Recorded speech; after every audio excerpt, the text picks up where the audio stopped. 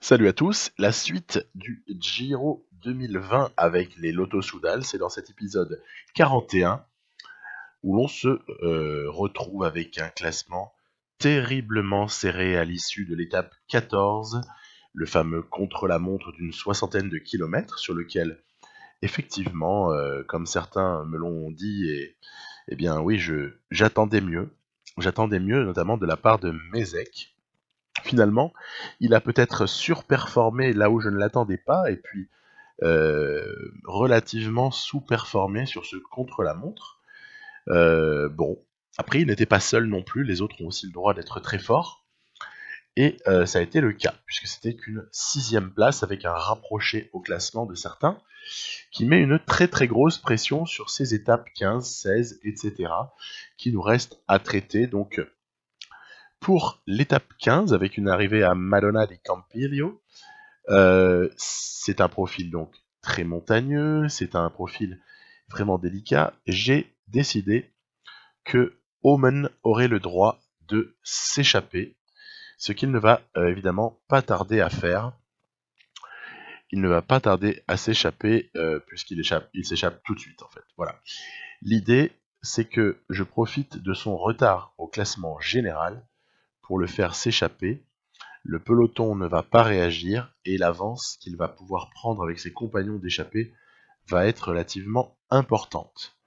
Donc, l'objectif du jour, il est très très clair, c'est d'une part essayer de conserver bien évidemment le maillot rose pour Mézec, mais d'autre part, essayer bien sûr d'aller chercher beaucoup de points pour le classement de la montagne pour Sam Omen. Voilà. Et on voit que finalement, dans cette échappée, il y a la présence notamment de Amador, le principal rival pour le maillot de la montagne. Il est d'ailleurs porteur du maillot bleu. Et Omen ne tarde pas à aller effectivement dès le premier col, à aller chercher les points. Il y a Lorenz de plus qui a suivi, mais ça ne suffira pas. L'échappée prend une avance grandissante, puisqu'on monte au-delà des 7 minutes. On est dans une configuration où Omen va peut-être pouvoir aller chercher davantage que des points sur cette étape-là. Surtout que des points, il y en a également à l'arrivée. Donc celui qui gagne l'étape va aussi emmagasiner un maximum de points. Donc au deuxième sprint, entre guillemets, grimpeur, eh bien, Omen emmagasine. On voit que le peloton ne réagit pas des masses, et donc, évidemment, on continue. On continue, on est dans l'ascension finale, donc vers Madonna di Campiglio. C'est une étape que je craignais a priori, et puis tout semble se passer relativement sereinement, donc tant mieux. On a quelques compagnons d'échappée, dont un qui est redoutable, hein, s'il est en très grande forme, c'est Carapaz, qui est chez Movistar. Et puis du coup, comme personne ne veut relayer dans le groupe, je décide d'attaquer parce que déjà je veux voir qui est-ce qui est capable de suivre. En réalité, personne n'est capable de suivre Omen qui a imprimé un très gros rythme jusque-là. Donc c'est un petit peu logique. Bah, tant mieux, hein, s'ils suivent pas, on va essayer de gérer notre effort et de terminer tout seul. Ah, tiens, les Sky se rebiffent à l'approche de l'arrivée. Préparerait-on le terrain Préparerait-on le terrain Tiens, voilà, on voit qu'il remonte d'une attaque de Geraint Thomas. J'ai laissé partir Roglic, j'ai laissé partir Haig. Par contre, là, aïe aïe aïe, danger, danger, warning. Il y a Nibali qui est parti. Nibali, c'est dangereux. On voit qu'il y a également Yates. Il y a également dans sa roue, il y a Geraint Thomas, il y a Thibaut Pinot. Pas dangereux Thibaut Pinot, mais tout de même, il faut faire très très attention donc à Geraint Thomas apparemment et à Nibali, puisque Dumoulin n'est plus visible à l'avant. Et à l'approche des 5 derniers kilomètres, on se retrouve en face d'une certaine agressivité de la part notamment voilà, de Geraint Thomas. qui est bien difficile à suivre. Il a un punch là qui est vraiment très délicat. Pour Mezek, en fait, c'est très difficile à gérer parce que ce n'est pas un coureur qui a du punch. Donc, faire face à des attaques violentes de la part de coureurs, je pense aussi en particulier à Nibali, qui a du punch, qui a en fait un peu toutes les qualités, hein, si on réfléchit, mis à part peut-être le sprint, il a toutes les qualités. Geraint Thomas sur cette étape-là a visiblement un certain nombre de qualités, puis regardez, on est au bout, alors qu'Omen a franchi la ligne tout seul, bien évidemment. On est au bout de notre barre et on va concéder du temps. On va concéder du temps, j'ai bien peur que ça nous coûte le maillot rose, même si Nibali arrive derrière, mais en revanche, Geraint Thomas, lui, nous a fait du mal. Pour Dumoulin, bon, on n'a pas vraiment de surprise, il semble peu en forme. C'est bien dommage d'ailleurs, c'est bien dommage, parce qu'avec un tracé comme celui de ce Giro, c'était quasiment, j'ai envie de dire, c'était pour lui, hein, celui-là. Hein. Donc, très étonnant, très étonnant. Donc, Omen va chercher son étape et des points, très bien. Et oui, vous voyez le maillot Sky. Pour une petite seconde, Mezek perd le maillot. Voilà, ça n'est pas une bonne nouvelle du tout. Pourquoi? Eh bien, tout simplement parce que qui dit perte du maillot dit forcément pour la prochaine étape, vous voyez, un +2 annoncé seulement. Et oui, c'est normal, il n'y a plus le bonus euh, +2 au niveau du petit onglet sur lequel on peut passer avec la souris. Ce bonus, entre guillemets, performance remarquable au classement général. Vous l'avez sûrement déjà observé. Donc, que faire? Ben, j'aurais quand même envie de tout faire pour reprendre le maillot rose à cette étape-là, hein, bien évidemment, parce que si on tarde à le reprendre, je pense qu'on va péricliter et on devra se satisfaire, on me dirait c'est pas mal du tout, d'un top 3. Mais le problème c'est que l'appétit est venu en mangeant et maintenant j'ai envie de gagner en fait. Voilà. Alors que peut-être je devrais me satisfaire, mais voilà, on verra bien ce que ça va donner. J'ai en tout cas envie de tout mettre en place dans cette étape 16 qui s'annonce dantesque. Ah, c'est la plus dure, hein.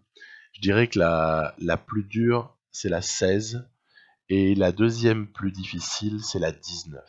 Voilà. La 15 et la 20 ne sont pas faciles.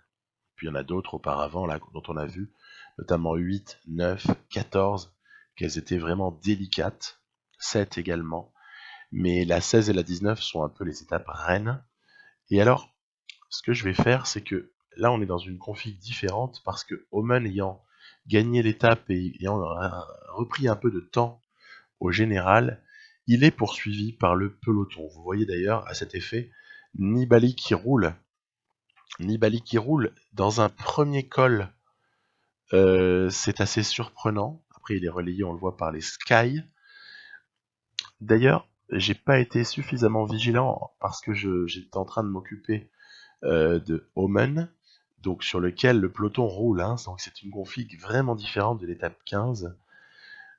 J'ai accusé un petit retard avec Mezek dans ce premier col. Donc il va falloir essayer de récupérer tout ça dans la descente, bien évidemment. Alors on voit que à l'approche du sommet, donc de la première difficulté du jour, Omen s'apprête à essayer d'aller quérir quelques points supplémentaires. Ça n'est pas énorme le nombre de points sur ce col-là, mais écoutez, on va essayer de ramasser tout ce qui est possible, parce qu'on ne sait pas réellement de quoi la suite sera faite, et on ne sait pas non plus si Omen aura le luxe de pouvoir essayer d'aller chercher des points par la suite, étant donné la situation au classement général et que je vais tout de même me recentrer sur mes objectifs. Je vise en premier le général, en deuxième le maillot du classement par points avec Matthews à égalité avec quand même essayer d'attraper des victoires d'étape, mais ça c'est déjà bon. Et puis en 4e du coup position seulement le classement du meilleur grimpeur. Donc n'oublions pas les priorités. Je vais essayer de ne pas épuiser trop Sam Omen. alors qu'on aborde déjà la deuxième ascension du jour. Il faut savoir que la plus délicate, ce ne sera pas celle-là. La plus délicate sera la quatrième ascension. La quatrième ascension, elle est juste mortelle. C'est le Mortirolo. C'est un col où la moyenne est à plus de 10%. Ce sera donc l'avant-dernière ascension du jour. La dernière n'étant pas d'ailleurs très violente. Donc, on se retrouve avec, voilà, vous voyez bien, à force de rouler, les Sky là, parce qu'ils sont très forts, hein, ils ont, vous avez vu Pulse, vous avez vu Bernal, et là je vais décider évidemment de contre-attaquer. Hein. Il y a également Pierre Roland qui est précieux, qui leur est précieux en montagne. J'en oublie forcément un autre. Geraint Thomas, il est super bien entouré. Il est vraiment hyper bien entouré. Vous avez vu, fait intéressant, je vois Carapaz là qui part, ça me plaît pas beaucoup pour le classement grimpeur. Bourgman part et cette fois-ci personne ne lui emboîte le pas, le peloton ne réagit pas. C'est intéressant, ça prouve que au-delà d'un certain temps de retard au général, le coureur est plus ou moins considéré comme dangereux ou pas, et du coup on ne roule pas sur lui, en l'occurrence pour Bourgman, alors qu'on avait roulé sur Omen. Alors là, on dirait que c'est moi qui mène, mais c'est pas vrai. C'est juste une illusion. Omen est simplement situé en protection de Mézec, et ce sont les Sky qui mènent. Mais j'ai l'impression surtout que, vu l'avance qui est en train d'être prise, pas grand monde ne mène, en fait, en réalité. Le train qui est assuré est un train relativement minimal. Donc, écoutez, il y a des points bientôt à prendre. On va essayer de voir si Bourgman serait capable ou pas de distancer Carapaz pour le priver d'un grand nombre de points, puisque il y a toujours un petit différentiel entre la première et la deuxième place. Donc voilà, j'ai assuré le coup. Solidarité avec Omen. L'avance a vraiment augmenté. Ça n'a pas beaucoup roulé. Je pense, par expérience, que ça va beaucoup rouler dans la descente. Pourquoi? Parce que l'IA, elle fonctionne de la façon suivante. Elle épuise ses coureurs dans la montée pour éventuellement mener une chasse à l'échappée. Mais une fois que les coureurs en question, donc je pense par exemple au Sky, n'ont plus l'énergie suffisante pour aller mener cette poursuite, soit le leader la prend à son compte, soit il n'y a plus de poursuite du tout. Alors c'est ce qu'on va regarder justement, c'est pour ça que je plante une nouvelle banderille avec Sam Omen, c'est pas seulement pour le panache, pour le fun, c'est surtout parce que j'ai envie de, encore une fois, écrémer ce petit peloton maillot rose. Je ne veux pas en rester là. Je veux voir qui est-ce qui est capable de rouler. Alors, comme on est suite à une descente, les équipiers ont repris de l'énergie et par là même sont à même de rouler sur Omen. Du coup, ça va un petit peu foutre en l'air le projet d'échappée de Bourgman, mais je n'ai jamais dit que je souhaitais gagner cette étape avec Bourgman. Bien au contraire, le projet il est global. Il est d'essayer de reprendre ce maillot rose en essayant finalement, par un harcèlement, notamment un harcèlement vis-à-vis des Sky, en essayant d'éliminer fatalement plusieurs fois, parce qu'elle est descente pour les relancer, mais d'éliminer le nombre de fois qu'il faudra les équipiers de Geraint Thomas, parce que j'ai remarqué qu'il était donc, comme je vous le disais juste avant, super bien entouré, et je veux l'isoler. Voilà, je veux l'isoler à tout prix. Bon, on a là Carapaz qui a joué un petit tour de filou à l'ami Bourgman. Il n'y aura pas de points du coup, on n'est pas sur une difficulté suffisante, c'est pas payé pour Omen. Alors, Omen va rattraper Bourgman. Ça a été difficile, il a coincé à la fin de la précédente difficulté.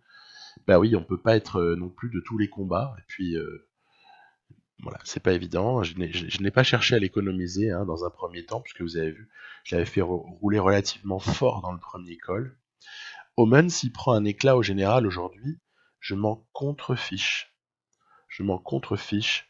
La seule chose qui m'intéresse, alors qu'on voit quand même un petit rescapé de l'équipe de Nibali, tout ce qui m'intéresse, c'est d'essayer de reprendre ce maillot, vous l'avez compris. Matthews est d'un soutien précieux. Est-ce qu'on en doutait encore avec ce qu'on avait vu à la fois sur la Vuelta précédente et grand moment, très très grand moment d'héroïsme et de travail d'équipier sur le Tour de France remporté par Benoît en 2019. On ne doute plus des qualités de Matthews. C'est aussi pour cela que je l'emmène maintenant sur les grands tours et que je vais avoir bien du mal à m'en passer par exemple sur le prochain Tour de France. Parce qu'il est vraiment incroyablement précieux, même sur des terrains qui ne sont a priori pas les siens. L'Australien Michael Storer ayant calé, Mézec est parti, bien évidemment. L'objectif étant, même si on est suivi par Geraint Thomas, de voir si derrière tout le monde suit ou pas. Voilà. Et on peut se rendre compte sur sur ce petit dégradé de coureur que Nibali a trop travaillé. Dumoulin, on sait qu'il est un petit peu out, donc c'est normal qu'il soit à la peine. Et puis vous voyez, il suffit de regarder quelque chose qui parle. Mézec a quasiment plus de barres rouges, donc je roule tout doucement avec Bourgman. Omen s'accroche pour rester dans ce groupe, disons qui rassemble quelques-uns des favoris. C'est compliqué, hein, cette fin d'ascension du Mortirolo, c'est extrêmement compliqué. Disons que on a hâte que le sommet arrive, voilà, c'est le cas, pour reprendre de l'énergie dans la descente, parce qu'il va y en avoir bien besoin. Ça va être crucial. Le moment qui nous attend maintenant est le moment crucial, peut-être même de ce Giro, tout simplement. Alors qu'on voit que près d'une minute de retard pour Nibali au sommet du Mortirolo. Attention, Nibali, hein, il n'a jamais dit son dernier mot, et puis il a des caractéristiques de descendeur qui font que, voilà, vous avez compris, le mec est revenu, hein, il est phénoménal. Puis il a l'air d'être plutôt en grande forme, hein, c'est peu de le dire. On verra du coup, ça m'intéresse de voir si sur le prochain Tour de France, Nibali sera à la hauteur ou pas, parce que vu la forme qu'il affiche en ce Giro, je sais pas si l'IA va gérer les trucs convenablement, hein, on verra, ce sera aussi intéressant. Toujours intéressant d'analyser le comportement de l'IA hein, dans un jeu, parce que ça vous permet à vous aussi de tirer des conclusions pour vos propres réglages. Bon, on fait travailler Omen, il ne lui reste plus grand-chose, mais il ne reste plus grand-chose à Bourgman non plus. Eh oui, on peut pas être de tous les combats, hein, on le sait. Donc, il est à prévoir que Mézec va devoir se débrouiller tout seul comme un grand dans les 5 derniers kilomètres. L'ascension n'est pas très violente, hein. Elle n'est pas violente du tout d'ailleurs. Hormis le tout départ, ce sont des pourcentages, pour le coup, très peu sélectifs. Voilà, c'est là qu'il va falloir prendre ses responsabilités et prouver s'il est de taille, Mézec, à gagner ce Giro ou pas. C'est maintenant qu'on va le voir tout de suite. En tout cas, on va voir s'il ne l'est pas. On va voir s'il l'est, il va falloir attendre la 20e étape. Mais toujours est-il qu'il y a une attaque de Geraint Thomas. La roue est prise. Là, je n'ai pas le choix. Je ne peux pas revenir au train. Parce qu'on est trop proche de l'arrivée. Il me reste suffisamment de barres rouges, de barres jaunes pour prendre la roue et essayer, voilà, déjà dans un premier temps de suivre sur cette arrivée. Attention, attention. Ça va sprinter, mais ni Nibali ni Thomas ne sprint. Donc je sprint. Donc je fais sprinter Mézec. Très belle victoire de Roglic sur cette étape formidable. Et gain de temps à prévoir pour Wout Mézec. Donc, je vous ai détaillé énormément cette étape 16, parce que pour moi, c'est une étape totalement charnière de ce Giro. Même si à l'arrivée, le gain est maigre, il me semble qu'il y a un gain, il me semble qu'on va reprendre le maillot. Et par ailleurs, la stratégie assez offensive de l'équipe Mais écoutez, j'ose le penser, n'y est pas pour rien. Voilà, il a fallu être extrêmement agressif. Faut se rappeler d'un détail très important, c'est que Nibali ne possède plus que 3 équipiers, puisqu'il y a eu des abandons, des chutes, tout ce que vous voulez. On en a eu nous aussi, mais on n'en a pas eu autant. Il n'y a que 3 équipiers qui ne sont pas très forts en montagne. Donc, à un moment donné, il faut être capable de le faire travailler, de l'isoler. Et c'est ce qu'il a fait, puisqu'il n'est pas avare d'efforts. Hein. Le jeu a bien pris en compte le côté extrêmement panache de la manière de courir de Vincenzo Nibali. Voilà. On a repris le maillot. Alors maintenant, après avoir repris ce maillot, il y a 2 étapes qui sont quasiment, je dirais, des étapes de repos pour Mezek, pour Buchmann, pour Omen, mais pour Storer, qui va quand même protéger, hein, certes, mais c'est quand même plus reposant que ce qu'on vient d'avoir.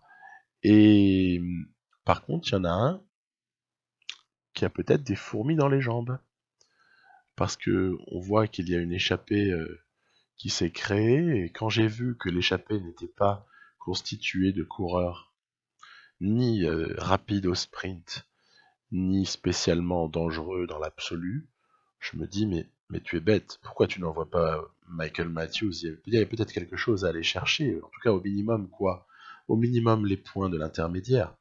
Donc ces points de l'intermédiaire, évidemment, voilà, on va aller les prendre, puisque personne dans cette échappée ne conteste le classement par points. De toute façon, il n'y a plus personne qui le conteste. Il y a peut-être juste un Caleb Ewan ou un Gaviria qui, évidemment, ne rateront pas l'occasion d'essayer de glaner un sprint, mais c'est terminé. Il n'y a plus de doute. Ça va se jouer entre Matthews et Mezek, hein, le classement par points. J'aimerais qu'il arrive à Matthews, ce serait très joli. Ainsi, en une année, il parviendrait à faire les 3 grands tours et avec des victoires d'étape, avec 2 maillots par point sur 3, ce serait franchement super cool. Ouais, j'ai un trou de mémoire, je sais même plus s'il a gagné sur la Vuelta ou pas en fait. Mais je sais qu'il a gagné 4 étapes et ça suffisait déjà largement à mon bonheur. Cette échappée donc possède une avance incroyable. Et puis bon bah écoutez là, j'ai presque envie de dire victoire la plus facile à venir depuis que je suis passé en mode extrême. C'est vraiment la plus facile. On est dans un groupe qui a je ne sais pas combien de minutes d'avance. Il n'y a quasiment pas de coureurs dangereux, à part Sylvain Dillier, mais au sprint, que peut-il faire face à Michael Matthews? Rien, strictement rien. Donc oui, c'est la victoire peut-être la plus aisée que j'ai pu obtenir depuis le passage au 1er janvier 2020 en mode extrême. Voilà, donc on a bien reposé nos leaders. Matthews s'adjuge une 3e victoire d'étape. Ça va être peut-être difficile d'en ajouter d'autres. Il va peut-être falloir savoir se contenter de 3 victoires d'étape plus le maillot cyclamen. Vous me direz, c'est déjà un très joli bilan. Voilà. Donc,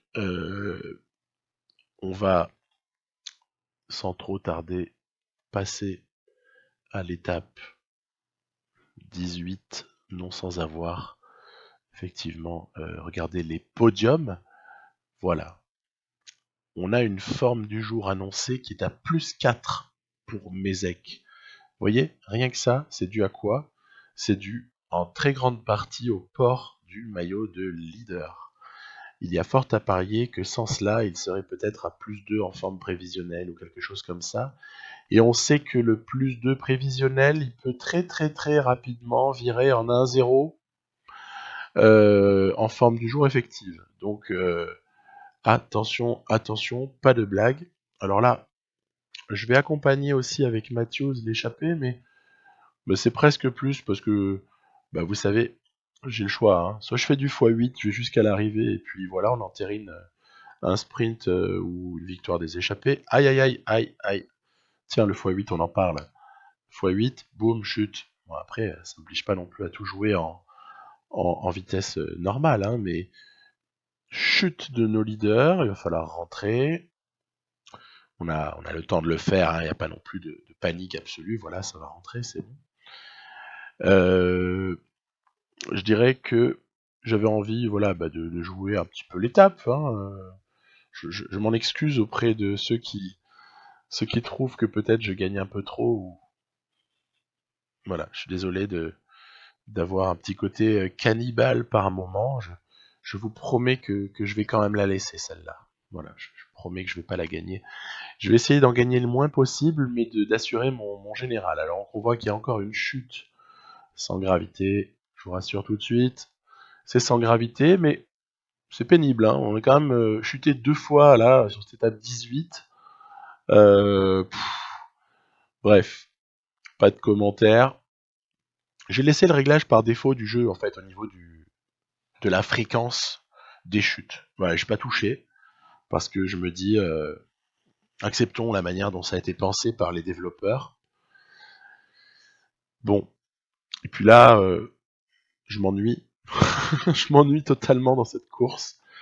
Du coup, je vais faire attaquer Omen pour voir. Ah bah oui, ça marche. Vous voyez, petit test. Petit test, oui. Quand je fais attaquer Omen, indéniablement, les Sky réagissent. Ok, message reçu, y a pas de problème. On s'en souviendra.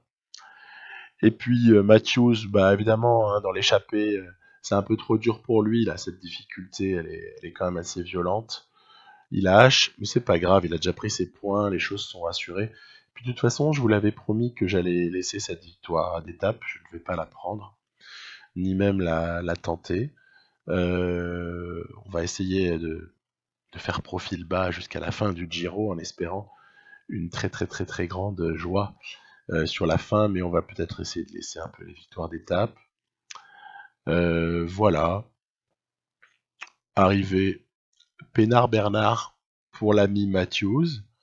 Il y a quelques points à aller prendre, il va pas se gêner pour aller les prendre, s'il y a l'occasion de sprinter pour cela, puisqu'il n'est que dans la deuxième échappée, mais qui possède une avance suffisante sur le peloton pour être certaine d'arriver avant.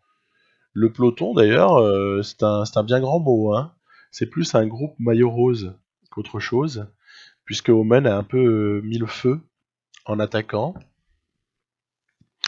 Je m'en félicite, parce que j'aime bien, je vous dis, les pousser dans leur retranchement. Et puis voilà, on va aller chercher quelques petits points, c'est anecdotique.